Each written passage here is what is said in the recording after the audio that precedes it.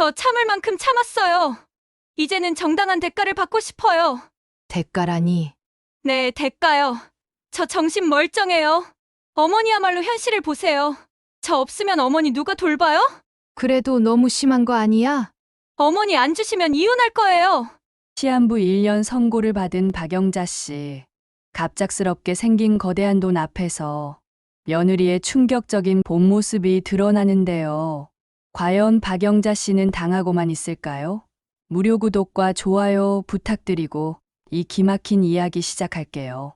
가을 햇살이 병원 창문 너머로 스며들어 왔지만 박영자 씨의 얼굴에는 그림자만이 드리워져 있었습니다.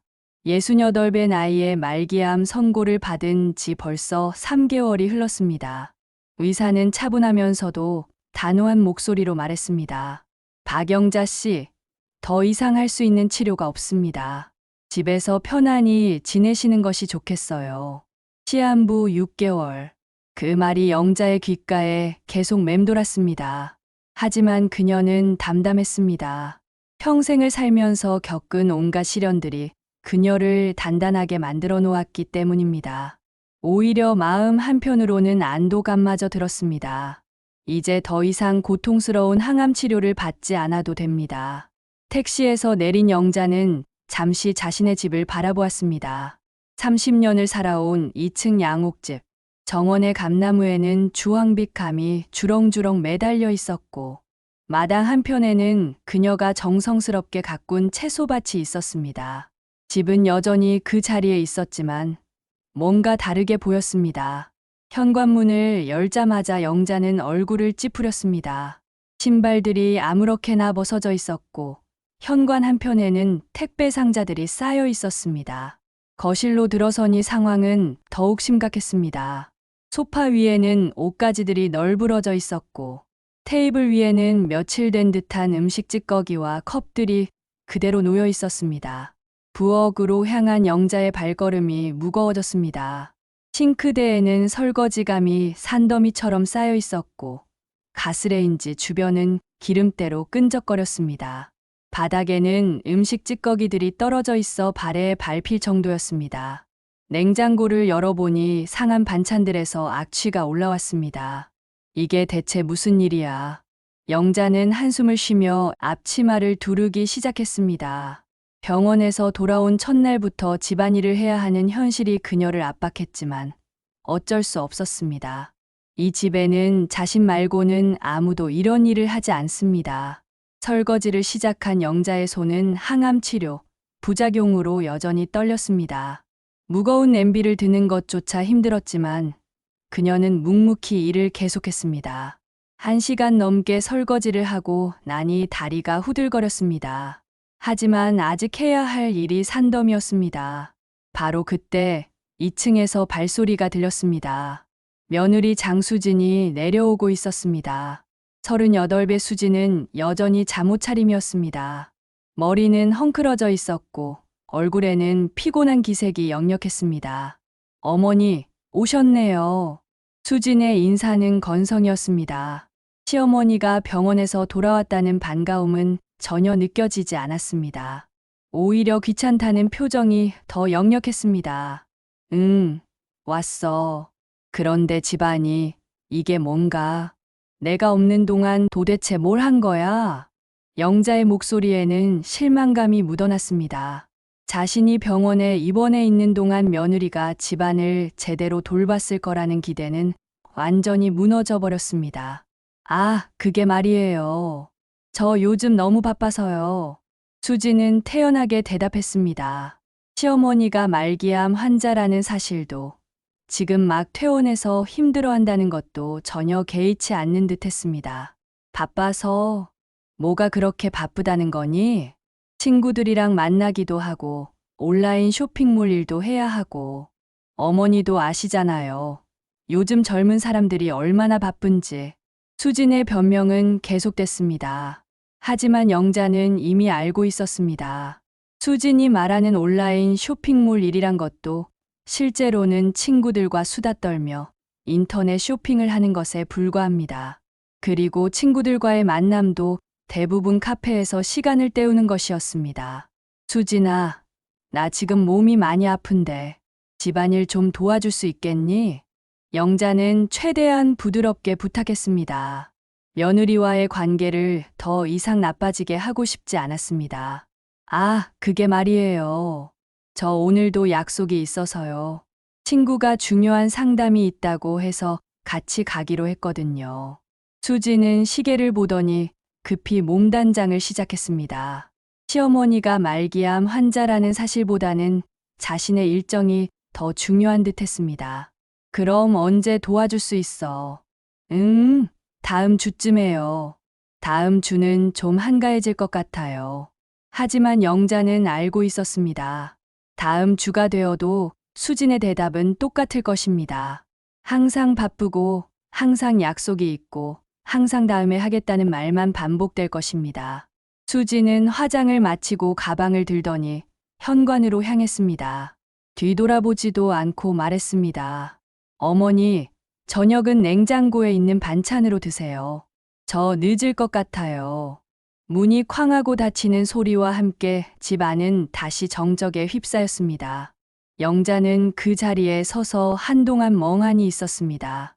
병원에서 돌아온 첫날부터 이런 현실을 마주해야 하는 것이 너무나 서글플 뿐만 아니라 허망하기까지 했습니다. 냉장고를 열어본 영자는 더욱 절망했습니다. 수진이 말한 반찬이라고는 며칠 전에 만든 것으로 보이는 시든 나물 한 접시와 곰팡이가 핀 김치통이 전부였습니다. 말기암 환자가 먹을 수 있는 음식이 아니었습니다. 결국 영자는 약한 몸을 이끌고 다시 부엌에 섰습니다. 쌀을 씻어 죽을 끓이기 시작했습니다. 손목에 힘이 없어 무거운 냄비를 들기조차 힘들었지만 먹어야 살 수 있습니다. 죽을 끓이는 동안에도 계속해서 설거지를 했습니다. 저녁 시간이 다가올 무렵 장남 민호가 퇴근길에 들렀습니다. 42살의 민호는 7년 전 사업 실패 이후 아직도 그 상처에서 벗어나지 못하고 있었습니다. 어머니가 퇴원했다는 소식을 듣고 급히 들른 것입니다. 어머니, 어떠세요? 많이 힘드시죠? 괜찮아. 집에 오니까 좀 나은 것 같아. 영자는 아들 앞에서만큼은 힘들다는 티를 내고 싶지 않았습니다.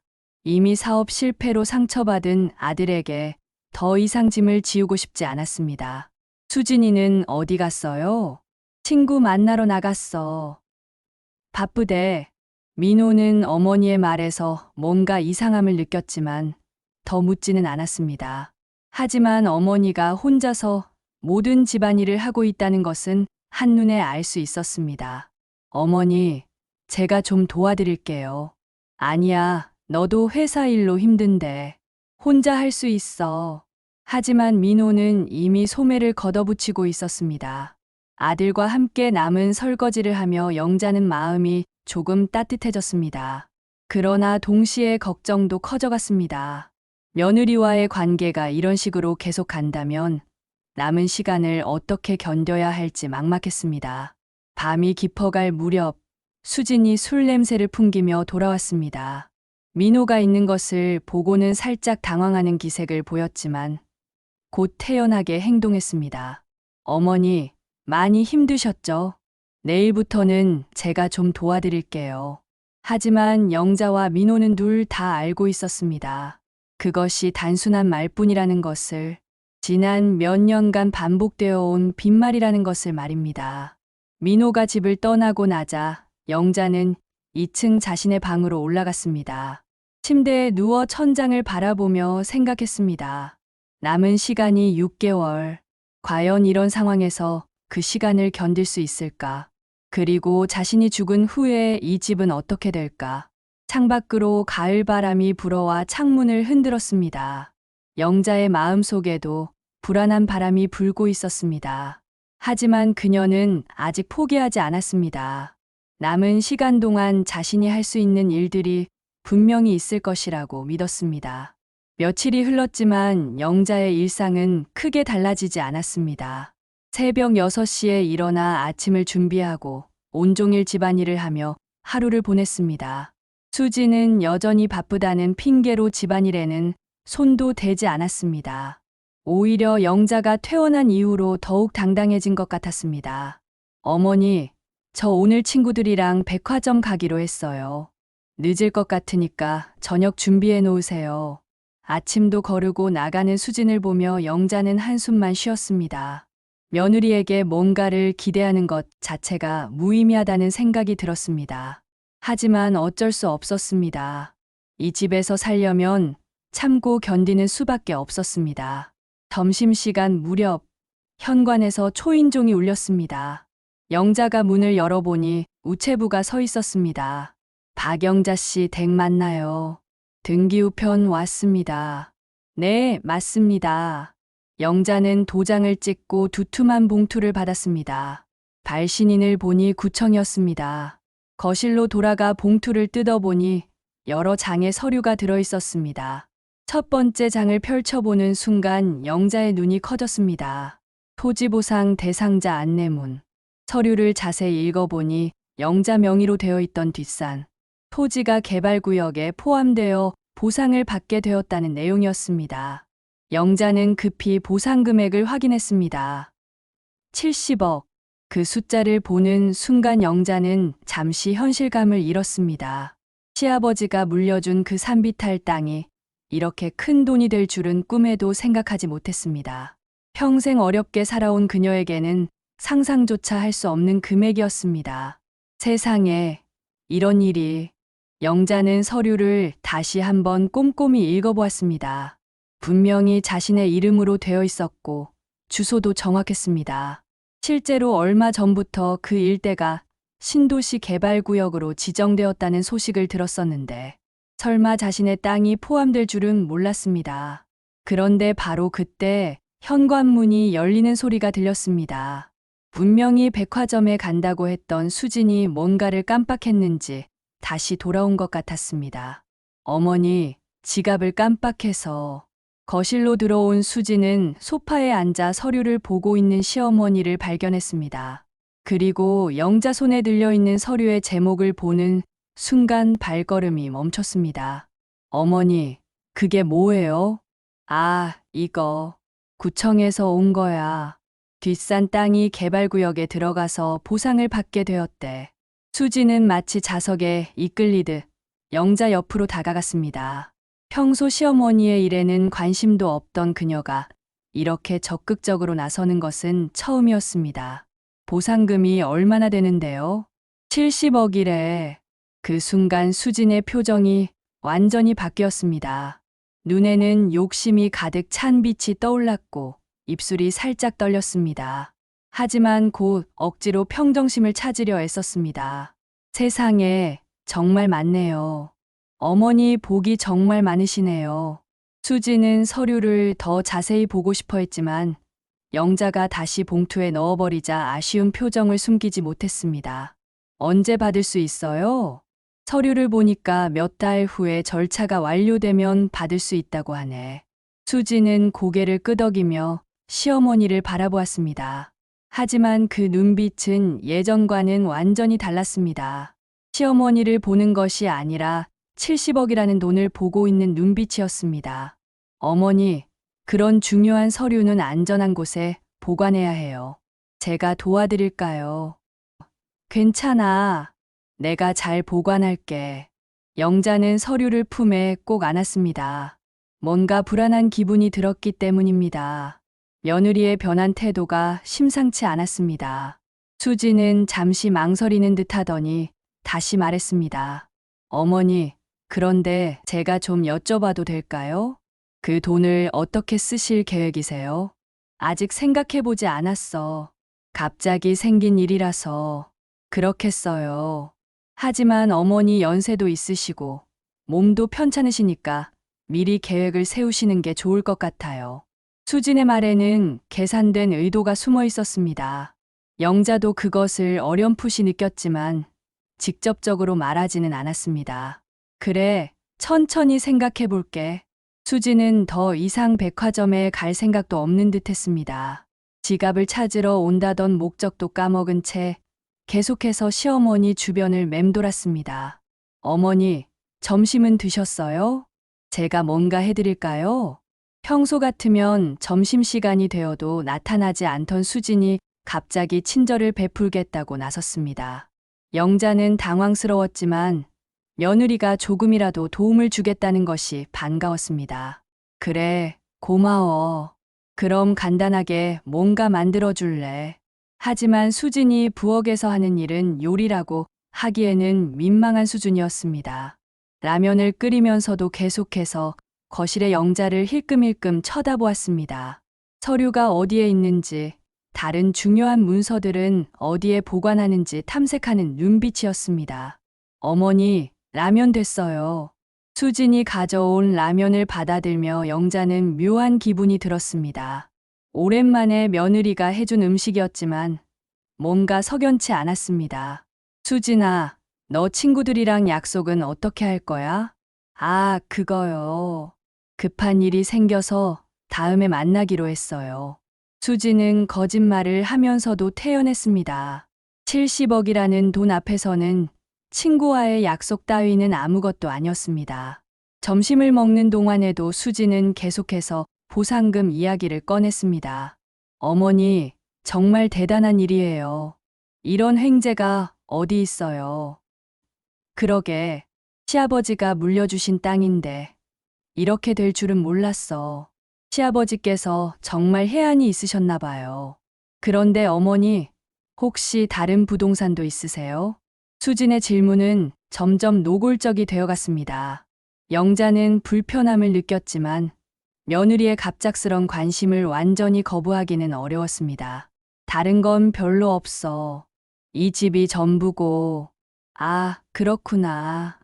그럼 이번 보상금이 정말 큰 돈이네요. 수지는 속으로 계산하기 시작했습니다. 시어머니는 말기암 환자입니다. 오래 살지 못할 것입니다. 그럼 그 돈은 결국 남편인 민호에게 갈 것이고 남편의 돈은 곧 자신의 돈입니다. 아니, 실제로는 자신이 더 많이 가져야 한다고 생각했습니다. 지금까지 이 집에서 며느리 노릇을 하면서 얼마나 고생했는데 그 대가로 받는 것이라고 생각했습니다. 오후 내내 수지는 평소와는 완전히 다른 모습을 보였습니다. 시어머니에게 차를 가져다 주고 방 청소를 도와주겠다고 나서고 저녁 준비까지 하겠다고 했습니다. 하지만 그 모든 친절 뒤에는 70억이라는 돈에 대한 욕심이 숨어 있었습니다. 어머니, 약은 제때 드시고 계세요? 몸 관리 잘 하셔야 해요. 평소 시어머니의 건강에는 관심도 없던 수진이 갑자기 약 챙기는 일까지 나섰습니다. 하지만 그것은 시어머니의 건강을 걱정해서가 아니라 보상금을 받기 전에 죽으면 안 되니까 챙기는 것이었습니다. 저녁 시간이 되자 수지는 정말로 요리를 시작했습니다. 물론 평소보다 많이 서툴렀지만 나름대로 정성을 들였습니다. 어머니, 미역국 끓였어요. 몸에 좋다고 하니까 많이 드세요. 영자는 며느리의 갑작스런 변화에 당황스러웠지만 한편으로는 기뻤습니다. 아무래도 보상금 소식을 듣고 마음이 좋아져서 그런 것 같다고 생각했습니다. 하지만 민호가 퇴근 후 집에 돌아왔을 때 수진의 태도는 또 달라졌습니다. 여보, 큰일 났어요. 어머니께서 엄청난 보상금을 받게. 수진은 남편에게 그 소식을 전하면서도 흥분을 감추지 못했습니다. 마치 자신이 복권에 당첨된 것처럼 행동했습니다. 정말요? 얼마나 되는데요? 70억이에요. 70억. 민호도 놀랐지만 수진만큼 흥분하지는 않았습니다. 오히려 침착하게 어머니에게 물었습니다. 어머니, 정말 좋은 일이네요. 어떻게 하실 계획이세요? 아직 정확히 정해진 건 아니야. 서류 검토를 더 해봐야 해. 그렇겠어요. 천천히 생각해 보세요. 하지만 수지는 참을 수 없었습니다. 어머니, 그런데 이왕 이렇게 된 거, 미리 계획을 세우시는 게 어때요? 어머니 몸도 편찮으시고. 수진아, 민호가 아내를 제지했지만 수지는 이미 욕심이 앞서 있었습니다. 아니, 여보, 현실적으로 생각해봐요. 어머니 연세도 있으시고 우리가 돌보고 있잖아요. 그 순간 영자는 며느리의 진짜 속마음을 알 수 있었습니다. 오늘 하루 종일 보인 친절과 관심이 모두 돈 때문이었다는 것을, 자신의 병과 죽음까지도 돈과 연결해서 생각하고 있다는 것을 말입니다. 영자의 얼굴에 실망감이 스쳐 지나갔습니다. 하지만 아무 말도 하지 않았습니다. 이미 예상했던 일이었기 때문입니다. 며느리가 갑자기 친절해진 이유를 짐작했었지만 이렇게 노골적일 줄은 몰랐습니다. 그날 밤 영자는 침실에서 서류를 다시 한번 살펴보았습니다. 분명히 큰 돈이었습니다. 하지만 동시에 이 돈이 자신의 남은 삶을 더욱 복잡하게 만들 것이라는 예감이 들었습니다. 창밖으로는 차가운 가을바람이 불어왔습니다. 영자는 그 바람 소리를 들으며 앞으로 벌어질 일들을 생각해 보았습니다. 며느리의 탐욕은 이제 시작에 불과할 것입니다. 보상금 소식을 들은 지 일주일이 지났습니다. 수진의 태도는 완전히 바뀌었습니다. 예전에는 그나마 눈치라도 보며 집안일을 회피했던 것이 이제는 대놓고 시어머니를 부려먹기 시작했습니다. 마치 이미 그 돈이 자신의 것인 양 행동했습니다. 어머니, 빨래 좀 개켜놓으셨어요. 제가 바빠서 못하겠어요. 아침부터 수지는 영자에게 이것저것 시켰습니다. 자신은 소파에 앉아 스마트폰만 들여다보면서 말입니다.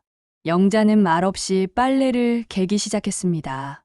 항암 치료 후유증으로 손목에 힘이 없어 옷 한 벌 개는 것도 힘들었지만 참고 견뎠습니다. 어머니, 그리고 마트 좀 다녀오세요. 집에 먹을 게 없어요. 뭘 사올까? 그냥 이것저것이요. 어머니가 알아서 사오시면 돼요. 수지는 구체적인 목록도 주지 않고 대충 말했습니다. 영자가 무엇을 사와도 불만을 표할 핑계를 만들어 놓은 것입니다. 영자는 무거운 몸을 이끌고 마트에 갔습니다. 예전 같으면 며느리와 함께 장을 보러 갔었는데 이제는 혼자서 모든 것을 감당해야 했습니다. 쇼핑카트를 밀고 다니는 것조차 힘들었지만 어쩔 수 없었습니다. 마트에서 돌아온 영자를 보고 수지는 불만을 쏟아냈습니다. 어머니, 왜 이런 걸 사오셨어요? 저 이런 거 안 먹어요. 그럼 뭘 좋아하는지 말을 해야지. 어머니가 알아서 잘 사오시면 되잖아요. 그동안 몰랐어요. 수진의 말에는 논리가 없었습니다. 그저 시어머니를 힘들게 하려는 의도만 있을 뿐이었습니다. 영자는 한숨을 쉬며 부엌으로 들어갔습니다. 점심을 준비하는 동안에도 수지는 가만히 있지 않았습니다. 어머니, 냉장고 정리 좀 하세요. 너무 지저분해요. 점심 먹고 할게. 왜 나중에 해요? 지금 하시면 되잖아요. 수지는 점점 더 당당해졌습니다. 시어머니가 말기암 환자라는 사실도, 지금 점심을 준비하고 있다는 것도 전혀 고려하지 않았습니다. 오직 자신의 편의만 생각했습니다. 영자가 점심을 차려놓자 수지는 또 다른 불만을 쏟아냈습니다. 어머니, 이 반찬 너무 짜요. 저 짠 거 못 먹는다고 했잖아요.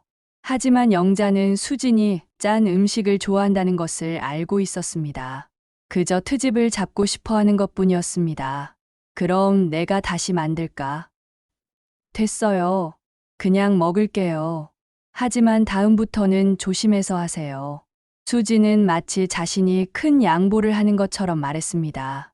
영자는 그런 며느리를 보며 가슴이 답답했지만 참고 견뎠습니다. 그런데 며칠 후 수지는 더욱 충격적인 요구를 했습니다. 어머니, 곧 김장철이잖아요. 그러게, 올해는 김치를 많이 담가야겠어요. 영자는 수진의 말에 의아함을 느꼈습니다. 평소 김치 담그는 일에는 관심도 없던 며느리가 갑자기 김장 이야기를 꺼내다니 말입니다. 얼마나 담글 생각이야. 그때 수진이 말한 것은 영자의 상상을 뛰어넘는 것이었습니다. 300포기요. 뭐라고? 영자는 자신의 귀를 의심했습니다. 300포기라니 대체 무슨 말입니까? 평소에도 50포기 정도 담그는 것도 힘들어 했는데 300포기라는 것은 말도 안 되는 양이었습니다. 300포기 담가서 냉동고에 쟁여놔야죠. 어머니 돌아가시면 우리 집 김치 누가 담가요? 수지는 태연하게 말했습니다. 시어머니의 죽음을 기정사실로 받아들이고 그것을 빌미로 300포기나 되는 김치를 담그라고 요구한 것입니다. 수진아, 300포기가 얼마나 많은 양인지 알고 하는 말이야? 알죠. 하지만 어머니가 안 해주시면 나중에 누가 해요? 저는 김치 담그는 법을 몰라요. 수지는 거짓말을 했습니다. 김치 담그는 법을 모르는 것이 아니라 하기 싫어서 안 하는 것입니다. 하지만 지금은 시어머니에게 모든 것을 떠맡길 수 있는 좋은 핑계가 생겼습니다.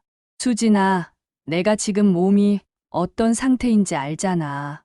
300포기는 너무 많아. 하지만 어머니가 안 하시면 정말 곤란해요. 김치 없으면 어떻게 살아요?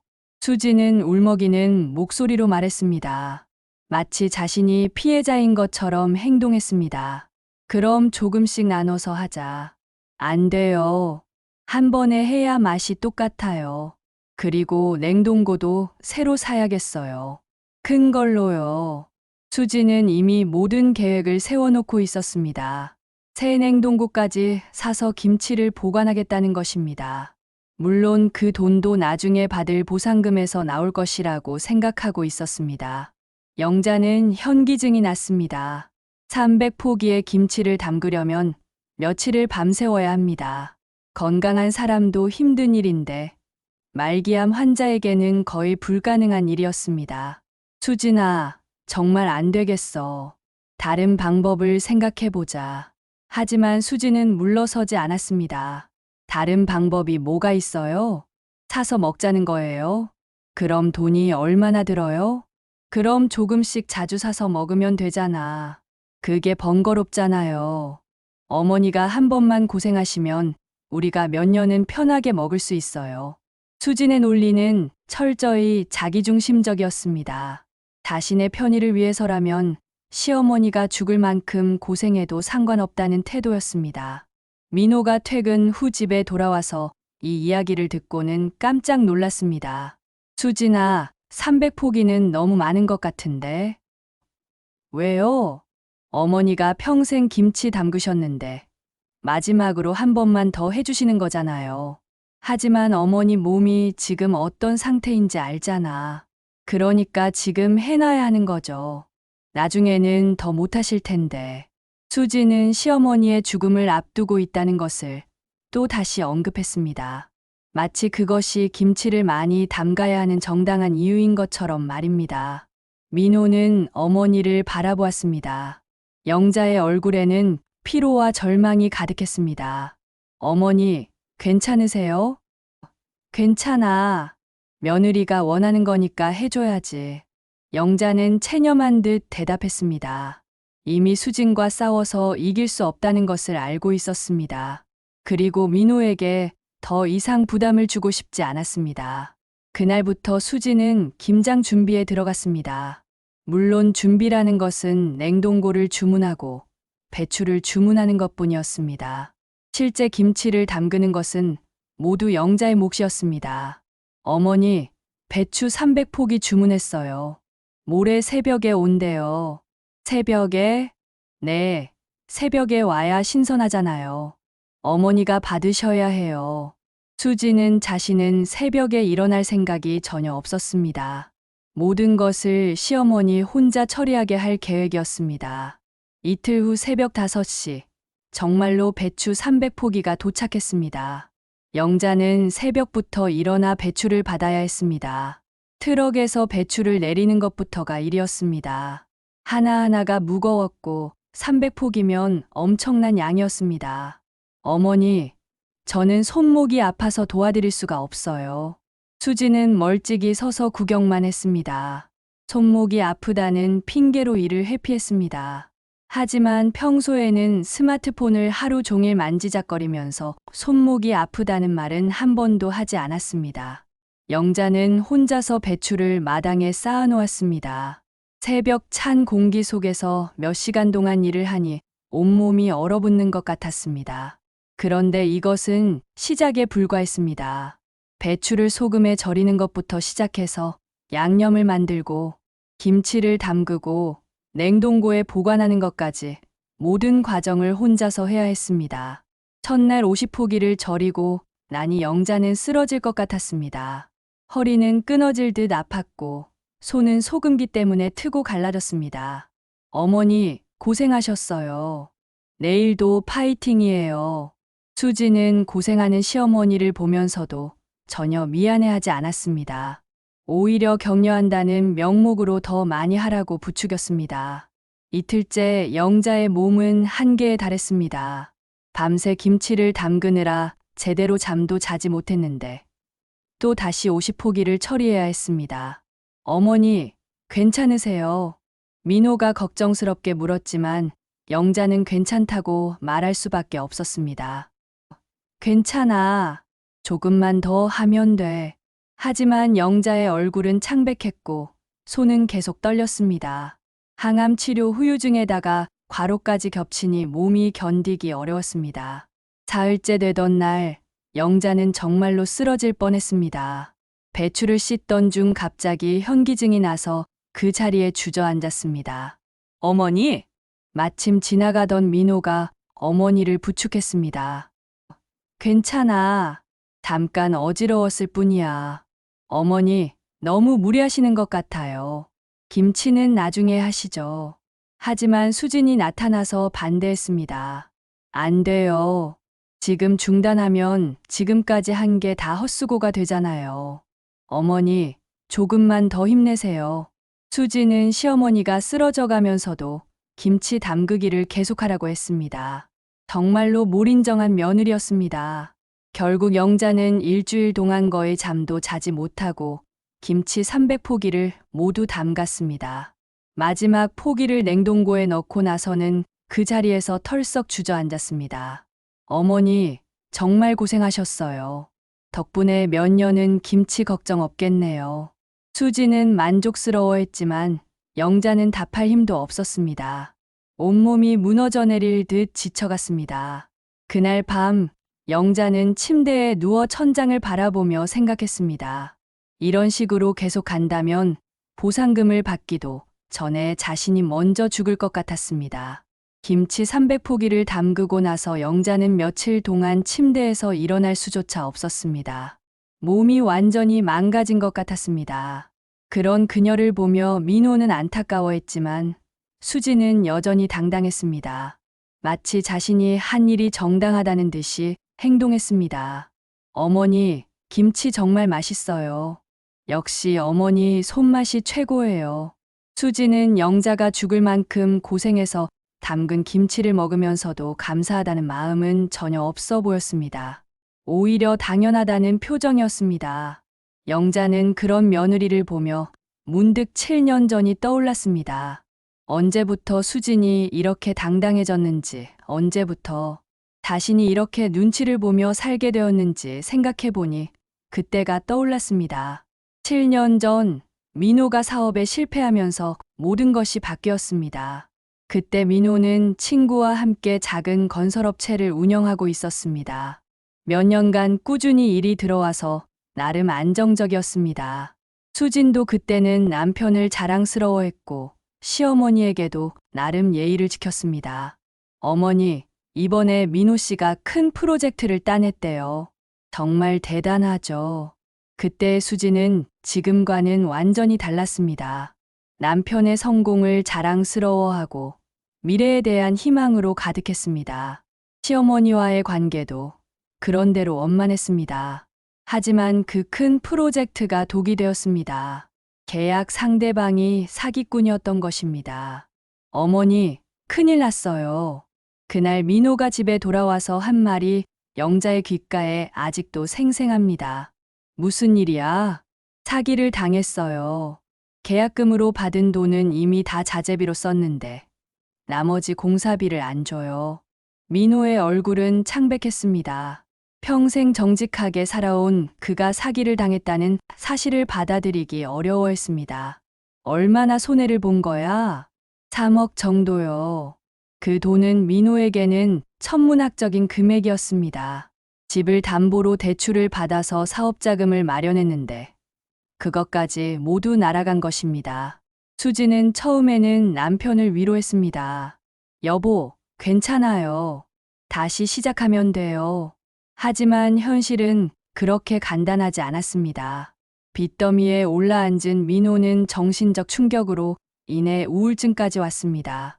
며칠간 집에서 나오지도 않고 술만 마셨습니다. 여보, 이러면 안 되잖아요. 일단 나가서 일이라도 구해야죠. 수진의 목소리에는 점점 짜증이 섞이기 시작했습니다. 남편이 무너진 것을 이해하기보다는 자신의 생활이 어려워진 것에 불만을 느꼈습니다. 민호는 결국 친구 회사에 취직했습니다. 사장에서 직원으로 신분이 바뀐 것입니다. 월급도 예전 수입의 3분의 1 수준이었습니다. 어머니, 이게 말이 돼요? 남편이 이렇게 무능해도 되는 거예요? 수지는 시어머니에게 불만을 쏟아내기 시작했습니다. 남편에게 직접 말하기는 어려우니까 시어머니를 상대로 화풀이를 한 것입니다. 수진아, 민호도 힘들어해. 조금만 기다려보자. 언제까지 기다려요? 저도 사람인데 이렇게 살 수는 없어요. 수진의 불만은 날이 갈수록 예전처럼 쇼핑을 할 수도 없고 친구들과 만날 때도 돈이 부족해서 눈치를 봐야 했습니다. 어머니, 저 이혼할까 봐요. 어느 날 수진이 영자에게 한 말입니다. 영자는 깜짝 놀랐습니다. 무슨 소리야? 부부가 어려울 때 서로 도와야 하는 거 아니야. 도와주는 것도 한계가 있어요. 남편이 이렇게 무능하면 아내가 어떻게 살아요? 수지는 민호를 무능하다고 표현하는 것에 거리낌이 없었습니다. 사업 실패가 민호의 잘못이 아니라는 것을 알면서도 자신의 불편함 때문에 남편을 탓했습니다. 수진아, 민호가 얼마나 상처받았는지 알잖아. 조금만 더 참아줘. 어머니는 모르세요. 밖에서 친구들을 만날 때마다 얼마나 창피한지. 수진에게는 남편의 마음보다 자신의 체면이 더 중요했습니다. 친구들 앞에서 부끄럽다는 이유로 남편을 버리려고 했습니다. 영자는 며느리를 설득하려고 노력했습니다. 결혼이라는 게 좋을 때만 하는 게 아니야. 어려울 때 함께 견디는 것이 진짜 부부지. 그런 말은 옛날 얘기예요. 요즘은 개인의 행복이 더 중요해요. 수진의 가치관은 영자와는 완전히 달랐습니다. 가족보다는 개인, 의리보다는 현실적 이익을 우선시했습니다. 그런 수진을 보며 영자는 걱정이 컸습니다. 며느리가 정말로 이혼을 한다면 민호는 더욱 무너질 것입니다. 이미 사업 실패로 상처받은 아들이 이혼까지 당한다면 완전히 포기해버릴지도 모릅니다. 어머니, 정말로 이혼하고 싶어요. 이렇게는 못 살겠어요. 수진의 이혼 의지는 점점 확고해졌습니다. 그리고 그 화살은 시어머니에게도 향했습니다. 어머니도 아시잖아요. 제가 이 집에서 얼마나 고생했는지.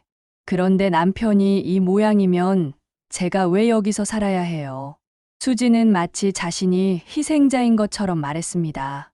하지만 실제로는 시어머니가 며느리를 위해 더 많은 것을 해주었습니다. 수진아, 제발 조금만 더 기다려줘. 민호가 다시 일어설 거야. 영자는 거의 애원하듯이 했습니다. 아들을 위해서라면 며느리 앞에서 고개를 숙이는 것도 마다하지 않았습니다. 어머니가 그렇게 말씀하시니까 조금만 더 기다려볼게요. 하지만 조건이 있어요. 수지는 기회를 놓치지 않았습니다. 무슨 조건? 앞으로는 제가 이 집의 안주인이에요. 어머니는 간섭하지 마세요. 그때부터 집안의 위계 질서가 바뀌기 시작했습니다. 수지는 이혼을 무기로 시어머니를 압박했고 영자는 아들을 위해 참고 견뎠습니다. 어머니, 앞으로는 집안일도 어머니가 하세요. 저는 스트레스 받으면 안 되거든요. 제가 가계부도 관리할게요. 어머니는 용돈만 받으세요. 친구들이 놀러 올 때는 어머니는 방에 계세요. 창피하거든요. 수진의 요구는 점점 더 무리해졌습니다. 하지만 영자는 모두 받아들였습니다. 아들이 더 무너지는 것을 막기 위해서였습니다. 민호는 그런 상황을 알면서도 어쩔 수 없었습니다. 자신 때문에 어머니가 고생하는 것을 알고 있었지만 부인의 이혼 위협 앞에서는 어쩔 수 없었습니다. 어머니, 죄송해요. 민호는 종종 어머니에게 사과했습니다. 하지만 상황을 바꿀 수는 없었습니다. 괜찮아. 참을 수 있어. 영자는 항상 그렇게 대답했습니다. 아들의 짐이 되고 싶지 않았기 때문입니다. 그렇게 7년이 흘렀습니다. 처음에는 임시방편이라고 생각했던 것이 고착화되었습니다. 수지는 점점 더 당당해졌고 영자는 점점 더 위축되었습니다. 민호의 상황도 크게 나아지지 않았습니다. 빚은 조금씩 갚고 있었지만 여전히 많이 남아 있었습니다. 그리고 한 번 무너진 자신감은 쉽게 회복되지 않았습니다. 여보, 언제까지 이렇게 살 거예요? 수지는 여전히 불만이 많았습니다. 남편의 월급으로는 자신이 원하는 생활을 할 수 없었기 때문입니다. 조금만 더 참아줘. 승진하면 월급도 오를 거야. 승진이 그렇게 쉬운 줄 알아요? 언제까지 기다려야 해요? 부부의 대화는 항상 이런 식이었습니다. 수진의 불만과 민호의 변명. 그 사이에서 영자는 숨을 죽이며 살았습니다. 그런데 이번에 보상금 소식이 나오면서 수진의 태도가 완전히 바뀐 것입니다. 70억이라는 돈 앞에서 그녀는 본성을 드러냈습니다. 영자는 침대에 누워 그 모든 과거를 되돌아보며 생각했습니다. 결국 수진은 돈 때문에 이 집에 남아 있었던 것입니다. 진정한 사랑이나 가족의 때문이 아니라 언젠가는 이익이 될 것이라는 계산 때문이었습니다. 그리고 이제 그 계산이 맞아떨어진 것입니다. 70억이라는 대박을 앞두고 수지는 더욱 노골적으로 변했습니다. 참 어리석었구나. 영자는 자신이 지난 7년 동안 얼마나 순진했는지 깨달았습니다. 며느리의 진심을 믿고 가족의 화목을 위해 모든 것을 참았는데 결국 그 모든 것이 헛된 일이었습니다. 창밖으로는 겨울비가 내리고 있었습니다. 차가운 비를 바라보며 영자는 앞으로 어떻게 해야 할지 고민했습니다. 수진의 탐욕은 이제 시작에 불과할 것입니다. 김치 300포기를 담그고 며칠을 알아누운 영자는 깊은 생각에 빠졌습니다. 자신에게 남은 시간이 얼마 없다는 현실과 수진의 끝없는 탐욕을 보며 이제는 정말로 결정을 내려야 할 때가 왔다고 느꼈습니다. 보상금 70억. 그 돈을 어떻게 나누어 줄 것인가가 그녀에게는 마지막 숙제였습니다. 평생 모은 재산이라고는 이 집과 몇 천만 원의 예금이 전부였는데 갑자기 생긴 이 큰 돈을 어떻게 처리해야 할지 고민이 깊었습니다. 며칠 후 영자는 중요한 결정을 내렸습니다. 삼남매를 모두 불러 자신의 뜻을 분명히 밝히기로 한 것입니다. 아이들아, 다 모여라. 어머니가 중요한 얘기를 할게. 일요일 오후 영자는 큰딸 은희와 막내딸 은정을 집으로 불렀습니다. 민호는 원래 집에 있었고 수지는 어떤 이야기가 나올지 궁금해서 바로 옆에 앉았습니다. 큰딸 은희는 45살로 남편과 함께 작은 식당을 운영하고 있었습니다. 성격이 온화하고 어머니를 많이 따랐습니다. 막내딸 은정은 40살로 간호사로 일하며 혼자 살고 있었습니다.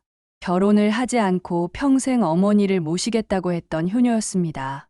어머니, 무슨 말씀 하시려고요? 은희가 먼저 물었습니다. 어머니의 표정이 평소와 달리 진지해 보였기 때문입니다. 얼마 전에 뒷산 땅 보상금이 나온다는 얘기를 들었을 거야. 네, 민호 오빠한테 들었어요. 정말 대단한 일이에요. 은정도 놀라워했습니다. 평생 어렵게 산 집안에 갑자기 이런 큰 돈이 생긴다는 것이 믿어지지 않았습니다. 그래서 그 돈을 어떻게 나누어 줄지 생각해 봤어. 영자의 말에 모든 사람들의 시선이 집중되었습니다. 특히 수진의 눈빛은 평소보다 더욱 예리했습니다. 어머니 뜻대로 하세요. 저희는 어머니가 정하시는 대로 따를게요. 은희가 먼저 말했습니다. 그녀는 정말로 욕심이 없는 성격이었습니다. 저도 마찬가지예요. 어머니가 저희를 키워주신 것만으로도 충분해요. 은정도 같은 마음이었습니다. 두 딸은 모두 어머니의 결정에 순순히 따르겠다는 의사를 밝혔습니다. 영자는 자식들의 대답을 듣고 마음이 따뜻해졌습니다. 역시 딸들은 달랐습니다. 욕심보다는 어머니에 대한 사랑이 앞섰습니다. 고맙다. 그럼 생각을 말해볼게. 영자는 잠시 숨을 고르고 말을 이어갔습니다. 장남인 민호가 60%, 그리고 은희와 은정이가 각각 20% 가져라. 그 순간 방 안이 조용해졌습니다. 민호는 깜짝 놀랐고 두 딸은 복잡한 표정을 지었습니다. 어머니, 그건 너무 불공평한 것 같아요. 은희가 조심스럽게 말했습니다. 왜 불공평해? 예로부터 장남이 더 많이 받는 게 당연한 거 아니야? 하지만 요즘 시대에는 아들, 딸 구별하지 않잖아요. 은정도 같은 의견이었습니다. 하지만 그들의 목소리에는 강한 불만보다는 아쉬움이 묻어 있었습니다. 민호가 나섰습니다. 어머니, 저는 그렇게 많이 받을 수 없어요. 똑같이 나누어 주세요. 민호야, 내가 그동안 얼마나 나 때문에 고생했는데, 그리고 앞으로도 이 집을 지켜야 할 사람은 너 아니야. 영자의 말에는 깊은 뜻이 있었습니다. 민호가 사업 실패 후 힘들어할 때 가장 가까이에서 지켜본 것도 영자였고, 앞으로 이 집을 책임져야 할 사람도 민호였습니다. 하지만 수진의 생각은 달랐습니다. 내심 기뻐하면서도 겉으로는 염려하는 척했습니다. 어머니, 그렇게 하시면 은희 언니와 은정이가 서운해할 것 같은데요. 수진의 말은 이중적이었습니다. 신우들이 서운해한다고 말하면서도 실제로는 자신들이 더 많이 받게 되어 기뻤습니다. 괜찮아요, 수진아. 저희는 어머니 뜻을 따를게요. 은희는 정말로 담담했습니다. 물론 속으로는 서운한 마음이 있었지만 어머니를 더 힘들게 하고 싶지 않았습니다. 저도 그래요. 어머니가 정하신 대로 하세요. 은정도 마찬가지였습니다. 하지만 그녀들의 눈에는 미묘한 실망감이 스쳐 지나갔습니다. 영자는 딸들의 표정을 놓치지 않았습니다. 분명히 서운해하고 있었습니다. 하지만 그럼에도 불구하고 어머니의 뜻에 따르겠다고 하는 모습이 더욱 안쓰러웠습니다. 은희야, 은정아, 이렇게 정한 데는 이유가 있어. 영자는 딸들을 위로하려고 했습니다. 민호는 아직도 빚이 많이 남아있고 앞으로 이 집도 책임져야 해. 그리고 너희들은 각자 살 길이 있잖아. 하지만 딸들의 입장에서는 납득하기 어려운 부분이 있었습니다. 특히 은정은 결혼도 하지 않고 평생 어머니를 모시겠다고 했는데 정작 유산 분배에서는 차별을 받는다는 생각이 들었습니다. 어머니, 저는 평생 어머니를 모시겠다고 했는데 은정의 목소리에는 서운함이 묻어 있었습니다. 그건 고맙지만 내가 결혼을 하게 될지도 모르잖아. 저는 결혼 안 해요. 어머니만 모실 거예요. 은정의 의지는 확고했습니다. 하지만 영자는 딸의 미래를 위해서라도 결혼을 권하고 싶었습니다. 한편 수지는 속으로 계산하고 있었습니다. 70억의 60%면 40억입니다. 그 돈이면 지금까지의 모든 고생을 보상받고도 남을 것입니다. 어머니, 정말 신중하게 생각하신 결정이시네요. 수지는 겉으로는 공손하게 말했지만 속으로는 환호하고 있었습니다. 그래, 내가 오랫동안 생각해 본 거야. 영자는 자신의 결정이 옳다고 생각했습니다. 장남인 민호가 가문을 이어가야 하고 이 집도 지켜야 하니까 더 많이 받는 것이 당연하다고 생각했습니다. 하지만 은희와 은정은 여전히 마음이 복잡했습니다. 이해는 되지만 완전히 납득하기는 어려웠습니다. 어머니, 그럼 언제 법적으로 정리하실 거예요? 민호가 물었습니다. 보상금이 나오면 바로 정리할 거야. 몸이 언제까지 버틸지 모르니까. 영자의 말에 모든 사람들이 숙연해졌습니다. 시한부 6개월 일하는 현실을 다시 한번 깨달았기 때문입니다. 어머니, 너무 그런 말씀 하지 마세요. 은희가 눈물을 글썽였습니다. 현실을 받아들여야지. 어머니가 없어진 후에 너희들끼리 싸우는 것보다는 미리 정해놓는 게 낫잖아. 영자의 말은 현실적이었습니다. 실제로 유산 때문에 가족들이 싸우는 경우를 많이 봤기 때문입니다. 그날 저녁 은희와 은정이 집으로 돌아간 후 수지는 민호에게 말했습니다. 여보, 어머니 정말 현명하시네요. 무슨 소리야? 아니, 장남이 더 많이 받는 게 맞잖아요. 우리가 이 집을 책임져야 하고. 수지는 자신들이 더 많이 받게 된 것을 당연하다고 생각했습니다. 하지만 민호는 마음이 편하지 않았습니다. 서운해하는 것 같던데, 그래도 어머니가 정하신 거잖아요. 우리가 뭐라고 할 수 있어요? 수지는 이미 그 돈을 자신의 것으로 생각하고 있었습니다. 그날 밤, 영자는 혼자 방에서 깊은 생각에 잠겼습니다. 딸들의 서운한 표정이 계속 마음에 걸렸습니다. 하지만 이미 결정한 일이었고, 나름대로 합리적인 이유가 있다고 생각했습니다. 다음 날 아침, 수진의 태도에는 미묘한 변화가 있었습니다. 어머니, 커피 드릴까요? 평소보다 더 친절했습니다. 42억이라는 돈이 확정된 이상 시어머니의 기분을 맞춰주는 것이 중요했습니다. 고마워. 영자는 며느리의 친절을 받으면서도 뭔가 석연치 않은 기분이 들었습니다. 그런데 바로 그때 영자는 수진이 자신 모르게 전화통화를 하는 것을 들었습니다. 42억 확정이야. 대박이지. 드디어 내 인생도 피겠어. 수진은 친구에게 자랑하고 있었습니다. 마치 복권에 당첨된 것처럼 흥분해 있었습니다. 영자는 그 모습을 보며 씁쓸했습니다. 자신의 죽음을 앞두고 유산을 나누어 주는 것인데 수진에게는 그저 횡재에 불과한 것 같았습니다. 하지만 영자는 아무 말도 하지 않았습니다. 이미 결정한 일이었고 지금 와서 바꿀 수도 없었습니다. 그날 오후 은희가 전화를 걸어왔습니다. 어머니, 어제 말씀하신 거 정말 그렇게 하실 거예요? 그래, 마음은 정해졌어. 네, 알겠어요. 어머니 뜻대로 하세요. 은희는 더 이상 말하지 않았습니다. 하지만 그 목소리에는 여전히 서운함이 묻어 있었습니다. 영자는 전화를 끊고 나서 한숨을 쉬었습니다. 아무리 합리적인 이유가 있다고 해도 딸들을 서운하게 만든 것은 사실이었습니다. 그러나 영자는 아직 모르고 있었습니다. 이 모든 대화를 수진이 엿듣고 있다는 것을, 그리고 수진이 이미 더 큰 욕심을 품고 있다는 것을 말입니다. 영자가 유산 분배를 발표한 지 며칠이 지났습니다.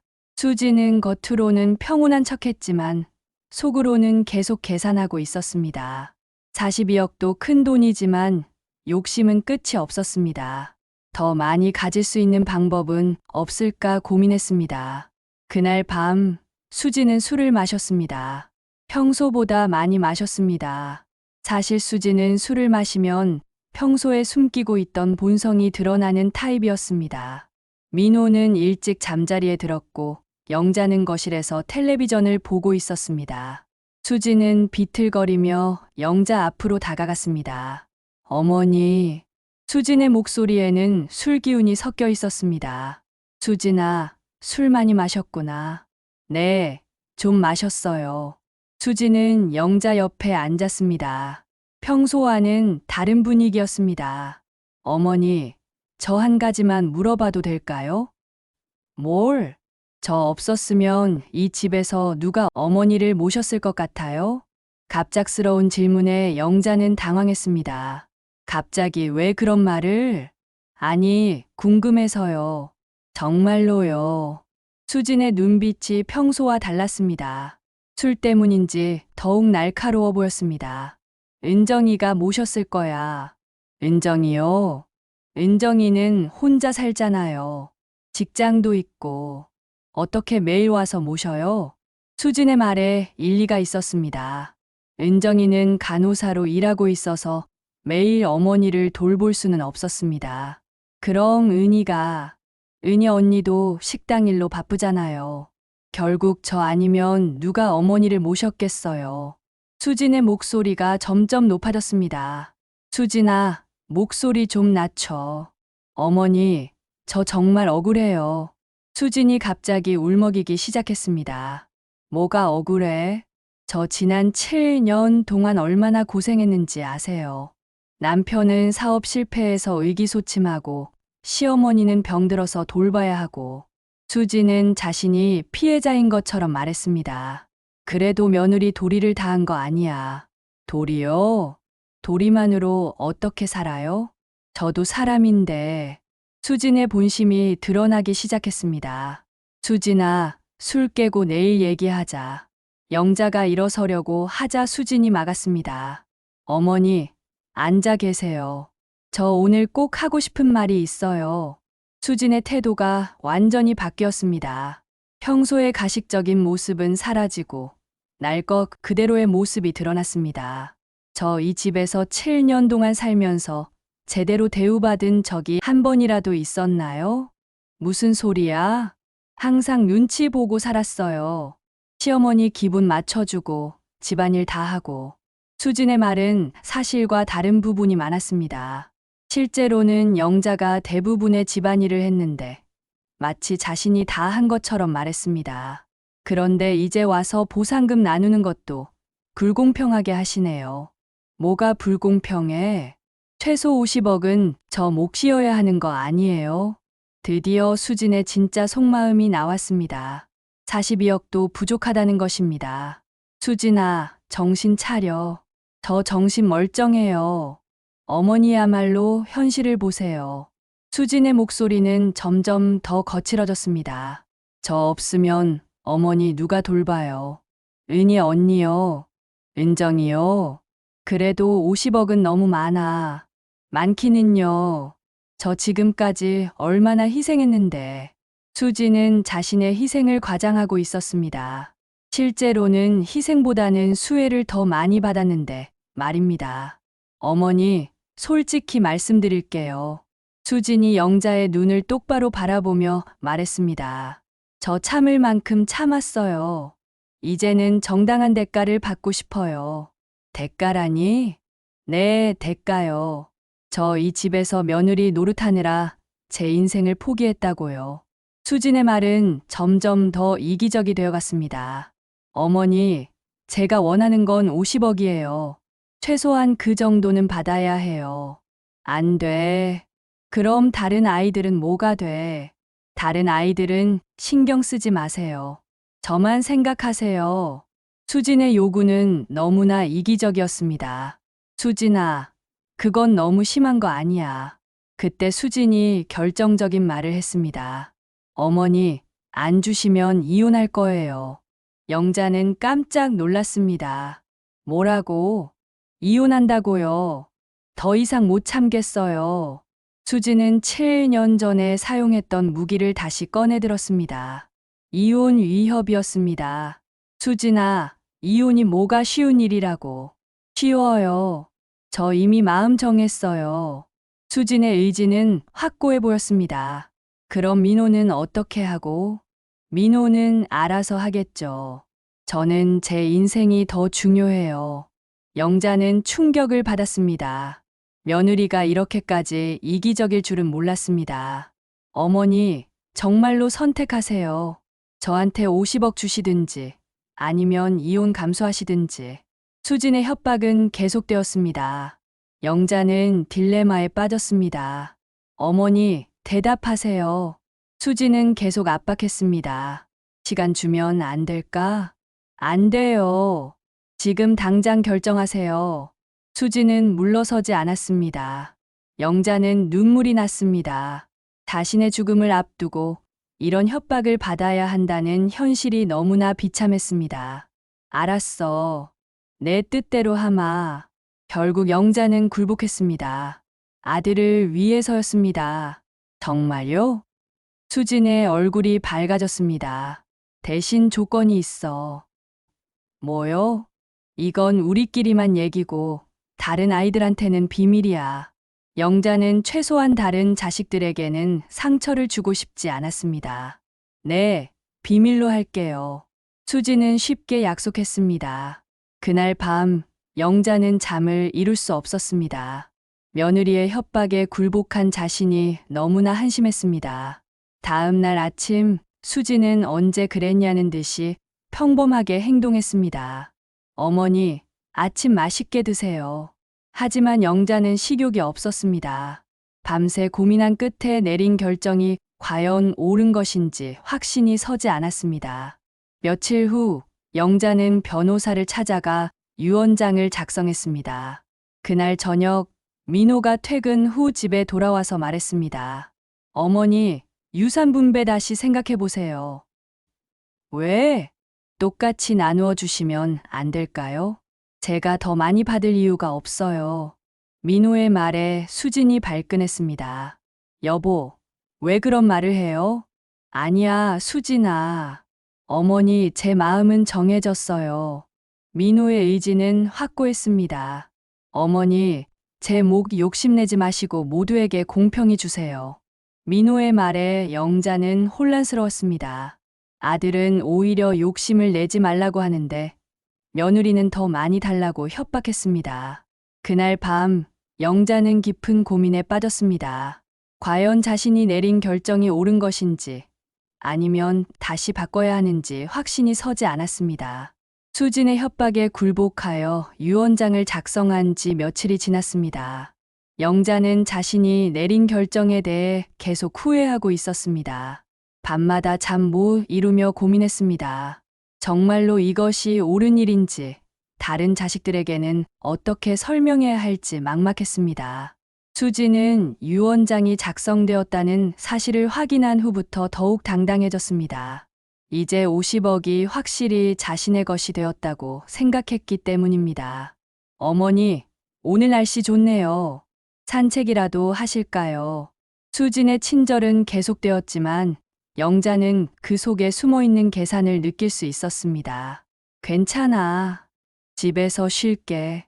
영자는 며느리와 함께 있는 시간이 점점 더 불편해졌습니다.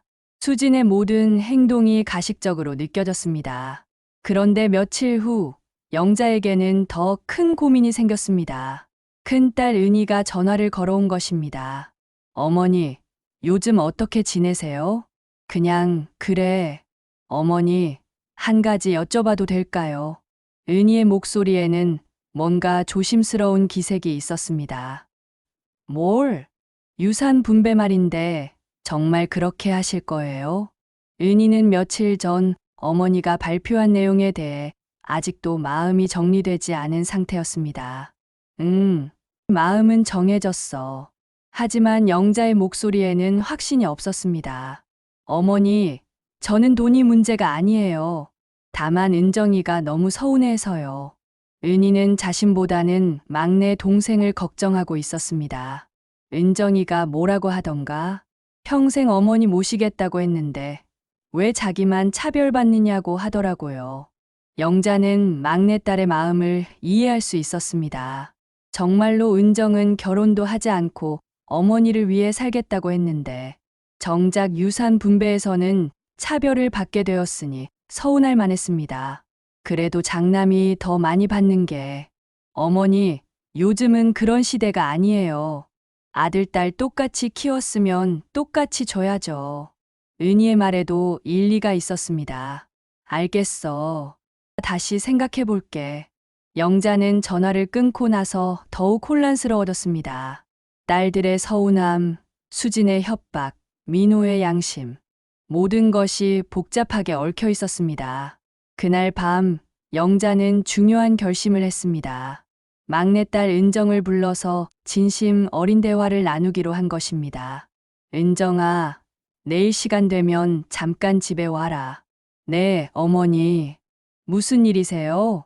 그냥 얘기하고 싶은 게 있어. 다음 날 오후 은정이 집에 왔습니다. 수지는 마침 친구들과 만나러 나간 상태였습니다. 어머니, 몸은 어떠세요? 그냥 그래. 은정아, 앉아라. 영자는 딸과 마주 앉았습니다. 오랜만에 며느리 눈치 보지 않고 딸과 단둘이 대화할 수 있는 시간이었습니다. 은정아, 어머니가 지난번에 유산 얘기했을 때 많이 서운했지? 어머니, 은정의 눈에 눈물이 맺혔습니다. 솔직히 말해도 돼. 다 알아. 네, 솔직히 좀 서운했어요. 은정은 그동안 참고 있던 마음을 털어놓기 시작했습니다. 영자는 딸의 마음을 충분히 이해할 수 있었습니다. 은정아, 어머니가 미안해. 어머니가 너희들을 차별한 건 아니야. 다만 예로부터 그런 관습이 있어서. 어머니, 저는 관습이 중요한 게 아니에요. 어머니 마음이 중요해요. 은정의 말에 영자는 큰 깨달음을 얻었습니다. 정말로 중요한 것은 관습이 아니라 자식들에 대한 공평한 사랑이었습니다. 은정아, 그럼 어떻게 하면 좋겠어? 셋이 똑같이 나누면 안 되나요? 오빠도 그걸 원해요. 오빠가 직접 말씀드린 것 아시잖아요. 영자는 아들의 말을 떠올렸습니다. 정말로 민호는 자신이 더 많이 받을 이유가 없다고 했었습니다.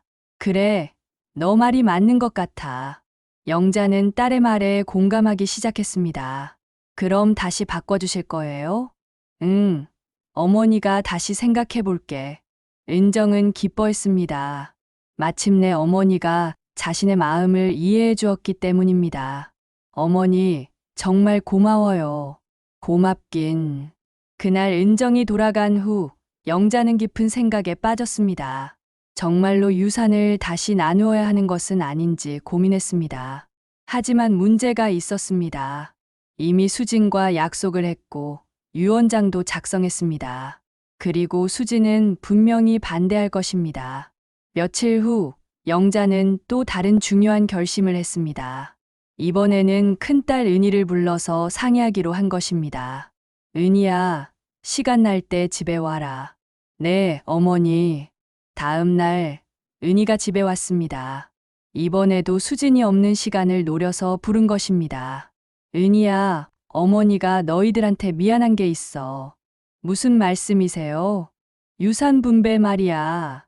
너희들이 서운해하는 것 같아서. 은희는 어머니의 말에 조심스럽게 대답했습니다. 어머니가 정하신 거니까 저희가 뭐라고 할 수 있어요. 아니야. 너희들 마음도 중요해. 영자는 딸의 진심을 듣고 싶었습니다. 어머니, 솔직히 말씀드려도 될까요? 그래, 솔직히 말해. 저는 돈이 아쉬운 게 아니에요. 다만 어머니가 저희를 차별하시는 것 같아서 서운해요. 은희의 말은 은정과 비슷했습니다. 돈의 문제가 아니라 마음의 문제였습니다. 은희야, 그럼 셋이 똑같이 나누면 어떨까? 정말요? 은희의 얼굴이 밝아졌습니다. 다시 생각해보니까 그게 맞는 것 같아. 어머니, 고맙습니다. 하지만 영자는 한 가지 문제가 있다고 말했습니다. 다만 수진이가 반대할 것 같아. 수진이가요? 왜요? 영자는 수진의 협박에 대해서는 말하지 않았습니다. 대신 돌려서 말했습니다. 수진이가 민호가 더 많이 받아야 한다고 하더라고. 그래도 어머니가 정하시는 거잖아요. 은희는 수진이 반대하는 이유를 이해할 수 없었습니다. 그래, 다시 생각해 볼게. 그날 밤, 영자는 중대한 결심을 했습니다. 수진의 협박에 굴복해서 작성한 유언장을 무효화하고 다시 공평하게 나누어 주기로 한 것입니다. 하지만 영자는 더 깊은 계획을 세우고 있었습니다. 단순히 유언장을 다시 쓰는 것이 아니라 수진의 탐욕을 완전히 좌절시킬 방법을 생각하고 있었습니다. 다음 날 아침, 영자는 은희와 은정을 다시 불렀습니다. 이번에는 매우 중요한 비밀을 말해주기 위해서였습니다. 얘들아, 중요한 얘기를 할 거야. 두 딸은 어머니의 진지한 표정을 보고 긴장했습니다. 어머니, 무슨 일이세요? 얘들아, 유언장을 2개 썼어. 2개요? 딸들은 깜짝 놀랐습니다. 하나는 수진이가 원하는 대로 쓴 거고, 하나는 너희들을 위해서 쓴 거야. 영자는 놀라운 이야기를 시작했습니다. 수진이가 협박해서 50억을 달라고 했어. 뭐라고요? 딸들은 충격을 받았습니다. 그래서 일단 그 아이 뜻대로 유언장을 써줬어. 하지만 그게 끝이 아니야. 영자의 눈에는 결의가 서려 있었습니다. 어머니, 그럼 어떻게 하실 거예요? 내가 쓴 유언장은 일부러 주소와 서명을 빼놨어. 딸들은 어머니의 말을 이해하지 못했습니다. 무슨 말씀이세요? 법적으로 무효가 되도록 만든 거야. 영자는 놀라운 계획을 밝혔습니다. 어머니가 죽고 나면 변호사에게 가서 확인해라. 그 유언장은 법적 효력이 없을 거야. 딸들은 어머니의 지혜에 감탄했습니다. 그럼 유산은 어떻게 되는 거예요? 법정 상속으로 가게 돼. 그럼 너희 셋이 똑같이 나누어 가지게 되는 거야. 영자의 계획은 완벽했습니다. 수진의 탐욕을 만족시켜주는 척하면서 실제로는 공평한 분배가 이루어지도록 한 것입니다.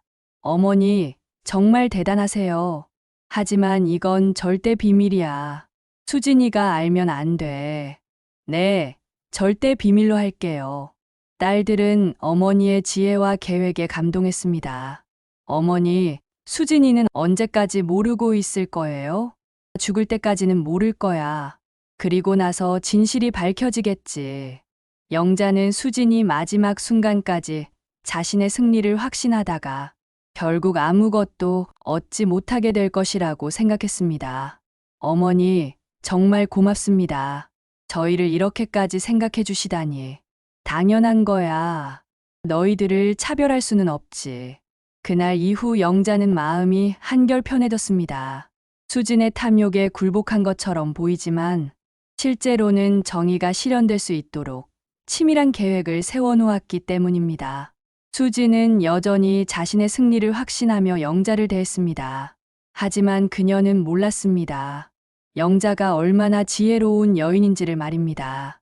딸들과의 비밀 계획을 세운 지 한 달이 지났습니다. 영자의 건강은 눈에 띄게 악화되고 있었습니다. 항암 치료를 중단한 지 오래되었고 병은 빠르게 진행되고 있었습니다. 의사가 말한 시한부 6개월도 한두 달밖에 남지 않은 상황이었습니다. 수지는 시어머니의 상태가 나빠지는 것을 보며 내심 복잡한 마음이었습니다. 한편으로는 50억이 곧 자신의 것이 된다는 기대감이 있었고, 다른 한편으로는 그 돈을 받기 전에 시어머니가 죽으면 안 된다는 불안감도 있었습니다. 어머니, 병원에 가보시는 게 어때요? 수진이 걱정하는 척 말했지만 실제로는 보상금 절차가 완료될 때까지 영자가 살아있기를 바라는 마음이었습니다. 괜찮아. 어차피 치료해도 소용없는데. 영자는 담담했습니다.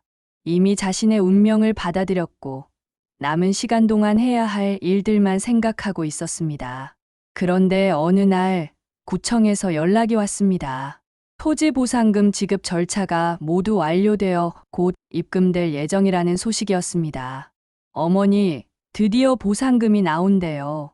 수지는 흥분을 감추지 못했습니다.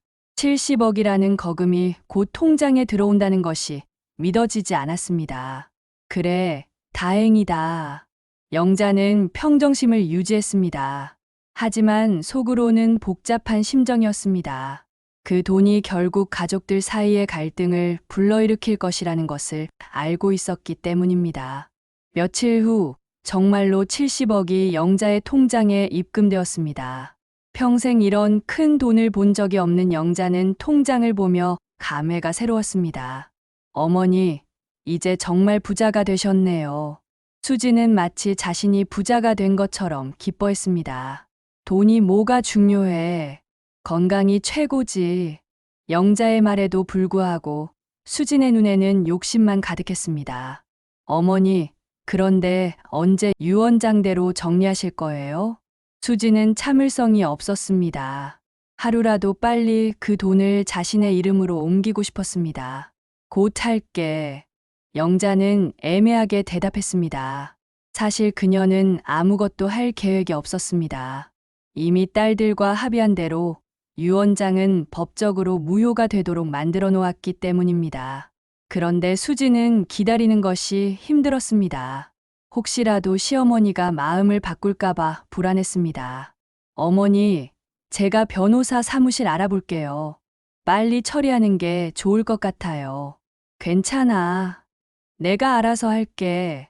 영자는 수진의 재촉을 피하려고 했습니다. 하지만 수진은 포기하지 않았습니다. 매일같이 유산 정리 이야기를 꺼냈습니다. 어머니, 혹시 마음 바뀌신 거 아니죠? 무슨 소리야? 아니, 그냥 궁금해서요. 수진은 의심스러워했습니다. 시어머니가 너무 미적거리는 것 같았기 때문입니다. 그러던 중 영자의 건강이 급격히 악화되었습니다. 어느 날 아침 화장실에서 쓰러진 것입니다. 어머니, 민호가 급히 병원으로 모셨습니다. 의사의 진단은 심각했습니다. 많이 악화되셨네요. 이제 몇 주 정도밖에.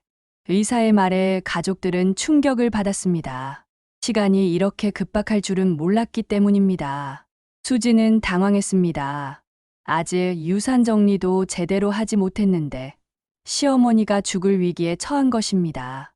어머니, 정신 차리세요. 아직 하실 일이 남아있잖아요. 수지는 병실에서도 유산 이야기를 꺼냈습니다. 뭔 일? 유언장 정리 말이에요. 영자는 수진의 탐욕스러운 모습을 보며 한심했습니다. 자신이 죽어가는 상황에서도 오직 돈 생각만 하고 있었습니다. 그건 나중에요?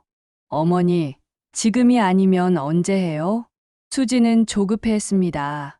영자는 병원에서 이틀을 머물다가 집으로 돌아왔습니다.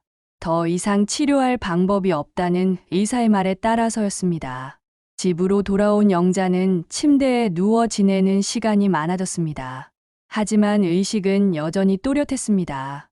어머니, 이제 정말 정리하셔야 해요. 수지는 시어머니가 죽기 전에 반드시 유산을 정리해야 한다고 생각했습니다. 알았어.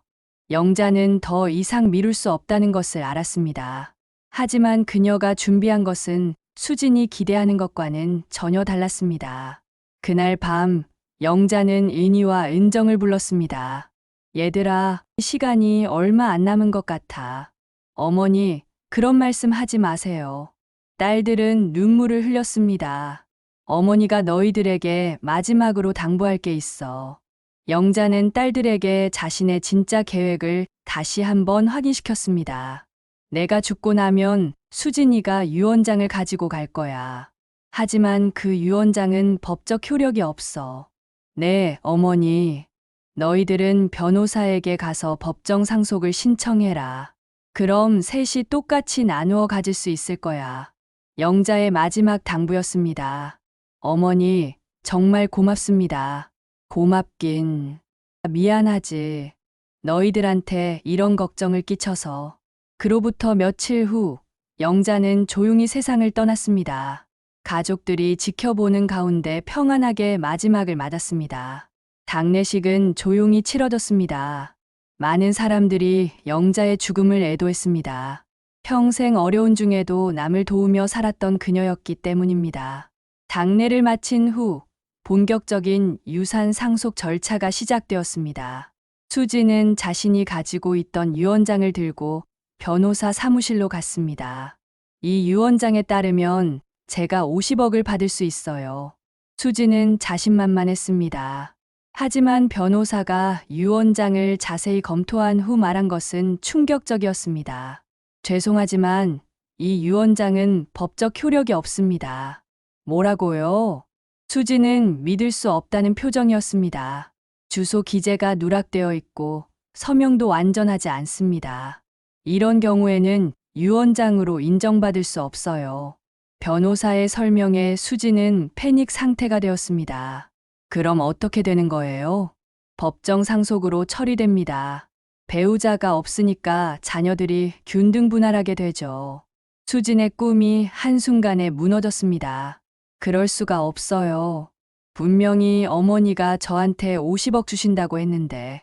하지만 법적으로는 인정받을 수 없습니다. 수지는 절망했습니다. 그동안 확신했던 50억이 한순간에 사라진 것입니다. 한편 은희와 은정은 어머니의 계획대로 법정 상속을 신청했습니다. 결과는 예상대로였습니다. 70억이 3남매에게 똑같이 분배되었습니다. 어머니 정말 대단하셨어. 은희와 은정은 어머니의 지혜에 다시 한번 감탄했습니다.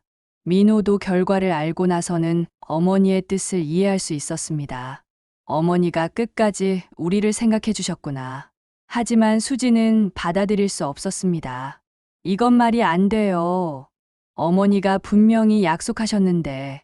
수지는 남편에게 따졌지만 민호는 냉정했습니다. 수진아, 이제 그만해. 그만하긴 뭘 그만해요. 내 돈인데. 내 돈이 아니야. 원래부터 어머니 돈이었고 어머니가 정하신 대로 된 거야. 민호는 아내의 탐욕에 질렸습니다. 여보, 당신도 손해본 거잖아요. 23억밖에 못 받았는데 나는 그것도 과분해. 어머니가 우리를 키워주신 것만으로도 충분하다고. 민호와 수진의 가치관은 완전히 달랐습니다. 그날 밤 수진은 술을 마시며 울분을 토했습니다. 이럴 거면 왜 저한테 약속을 했어요? 왜 기대하게 만들었어요? 하지만 아무도 수진의 편을 들어주지 않았습니다. 며칠 후 수진은 더욱 충격적인 소식을 들었습니다. 민호가 이혼을 원한다는 것이었습니다. 여보, 왜 갑자기? 갑자기가 아니야. 그동안 내가 어머니께 어떻게 했는지 다 봤어. 민호는 더 이상 참을 수 없었습니다. 어머니의 죽음 이후 아내의 진짜 모습을 확실히 알게 되었기 때문입니다. 저 어머니께 잘했는데요. 잘했다고? 김치 300포기 담그라고 한 게 잘한 거야? 말기암 환자에게? 민호는 그동안 참고 있던 분노를 폭발시켰습니다. 그리고 어머니 돌아가시기 전에 50억 달라고 협박한 것도 알고 있어. 수지는 깜짝 놀랐습니다. 그것까지 들켰다는 것을 몰랐기 때문입니다. 어머니가 은희 누나한테 다 말씀하셨어. 내가 얼마나 탐욕스러운지. 수지는 할 말이 없었습니다. 이혼해. 나는 더 이상 너와 살 수 없어. 민호의 의지는 확고했습니다. 결국 수지는 아무것도 얻지 못한 채 이 집을 떠나야 했습니다. 70억은 고사하고 50억도, 23억도 받지 못했습니다. 심지어 남편마저 잃었습니다. 이럴 줄 알았으면 처음부터 욕심내지 말았을 텐데. 수지는 후회했지만 이미 늦었습니다. 한편 민호, 은희, 은정은 어머니의 뜻대로 유산을 나누어 가졌습니다. 하지만 그들에게 더 중요한 것은 돈이 아니라 어머니의 사랑이었습니다. 어머니가 끝까지 우리를 똑같이 사랑해 주셨구나. 삼남매는 어머니의 마지막 선물에 감사했습니다. 몇 달 후 민호는 어머니의 묘소를 찾았습니다. 어머니, 정말 고맙습니다. 어머니 덕분에 제가 어떤 사람과 살았는지 알게 되었어요.